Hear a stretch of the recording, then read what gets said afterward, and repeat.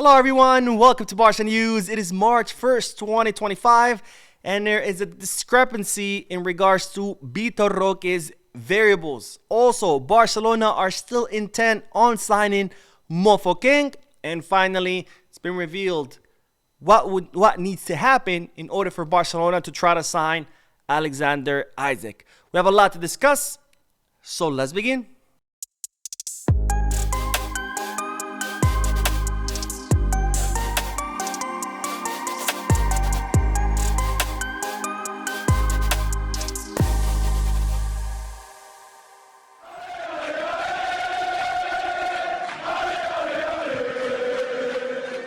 Hello everyone, welcome to the channel. My name is Mo and we'll begin this video with the bad news that Barcelona have confirmed the injury of Andreas Christensen, who has been injured once again only 4 days after being declared fit. Now, Christensen spent the entire first half of the season injured due to the Achilles tendon injury that he had to undergo surgery.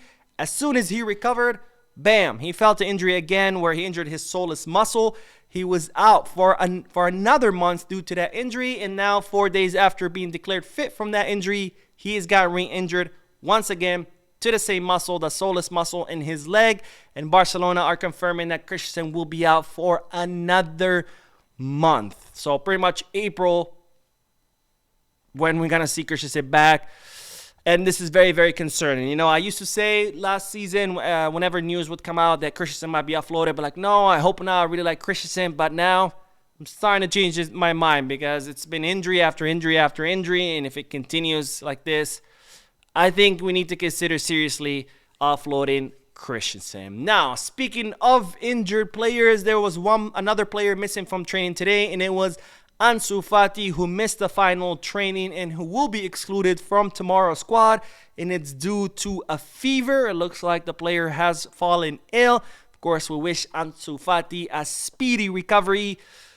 But, you know, fever or no fever, I really doubt whether he was going to be included in tomorrow's squad anyway, which is an absolute shame what's going on with Ansu. And at this point, I think, as I've said before, as much as it pains me, Ansu needs to really start considering going somewhere else because it doesn't look like Flick counts on him. And again, I'm not talking about tomorrow because tomorrow is due to fever, but even without a fever, he's been excluded from many matches before. So Ansu, please, for the sake of your career, it's time to move on. Now, one player that did move on from Barcelona was, of course, Vitor Roque, who, as I reported yesterday, has officially joined Palmeiras, where the Brazilians have agreed to pay 25.5 million euros in fixed plus 5 million euros in variables for 80% of the rights of the player. And yesterday, we discussed in the podcast the variables of Vitor Roque, where reportedly Palmeiras would have to pay Barcelona 2 million euros if Vitor Roque finishes in the top 3 players in the upcoming Club World Cup this summer. Another 2 million euros Palmeiras would have to pay if Vitor Roque wins the Ballon d'Or during his 5-year contract.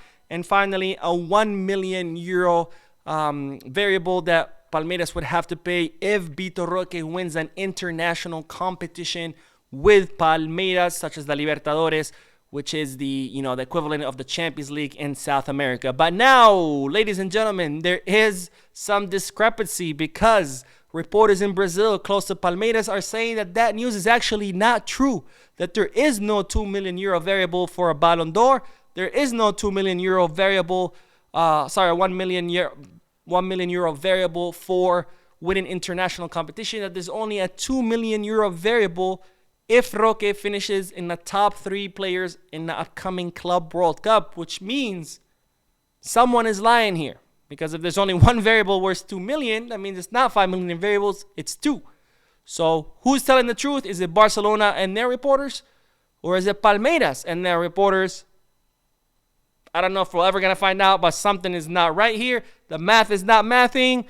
And it wouldn't be the first time a club lies about how much they're getting for a player, only for the other club to say, no, that's not what we paid.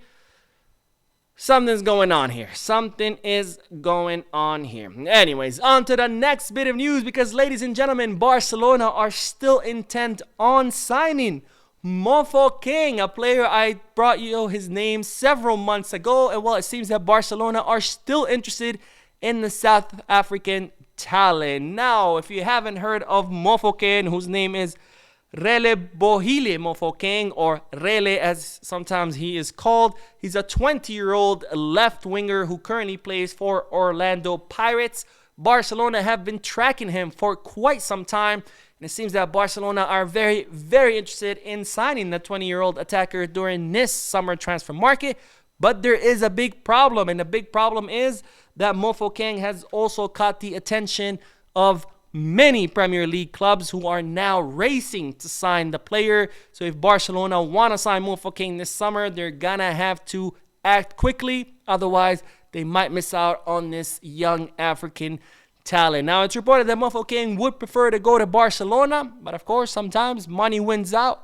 So Barcelona have to act, and they have to act quickly. Now, it's reported if Barcelona do sign Mofokeng, it's going to be for Barca Athletic. They would register him initially with Barca Athletic so he can, adapt, grow, develop, and then if things work out, hopefully see him promoted to the first team. Because after all, we are in desperate need of left wingers. All right, speaking of left wingers, ladies and gentlemen, we do have to talk about Marcus Rashford, who right now is having some pretty good form at Aston Villa. Of course, he's there on loan until the end of the season.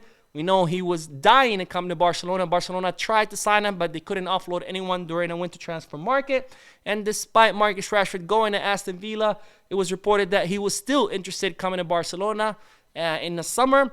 But now it's reported that Aston Villa will do everything in their power to try to keep Marcus Rashford in the summer, given his incredible form currently in the Premier League. So, of course, I do want to ask you guys, would you guys sign Marcus Rashford in the summer, or would you just let him stay at Aston Villa or in the Premier League during this summer? Let me know down below in the comment section. Now, the last bit of news is about another Premier League player, which is, of course, Alexander Isak, someone at Barcelona have considered heavily for the center forward position.